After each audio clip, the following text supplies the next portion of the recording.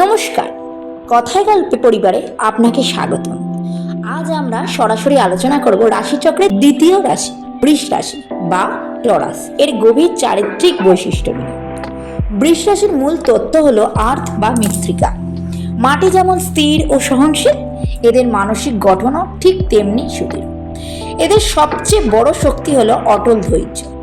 যে কোনো কঠিন বা প্রতিকূল পরিস্থিতিতে এরা হুটহাট সিদ্ধান্ত নেয় না, বরং অত্যন্ত শান্তভাবে পরিস্থিতি বিশ্লেষণ করে। এরা কাল্পনিক কথায় ভেসে যায় না, কঠোর বাস্তবে বিশ্বাসী। এরা জীবনকে একটি মজবুত ভিত্তির ওপর দাঁড় করাতে ভালোবাসে। বাইরের মানুষ প্রায়শই এদের একগুঁয়ে বলে মনে করে, কিন্তু জ্যোতিষশাস্ত্রের বিশ্লেষণে এরা কিন্তু একগুঁয়ে নয়। এটি হলো এদের সংকল্পবদ্ধতা। এরা যা ভাববে তা শেষ করেই ছাড়বে। এরা সহজে নিজের মতামত বদলায় না, কারণ যে কোনো বিষয়ে সিদ্ধান্ত নেওয়ার আগে অনেকবার গভীরভাবে ভাবে। সাধারণত এরা খুব শান্ত, কিন্তু ধৈর্যের সীমা পার হলে এদের রাগ সামলানো অসম্ভব হয়ে পড়ে। বৃষ রাশির অধিপতি গ্রহ হলো শুক্র।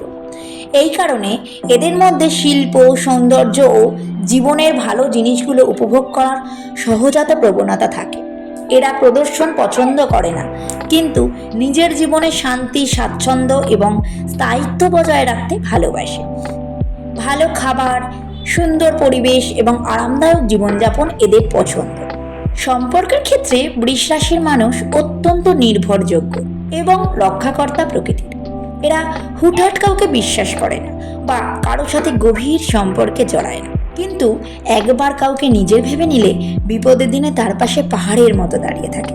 এরা মুখের কথায় নয়, কাজের মাধ্যমে ভালোবাসা প্রমাণ করে।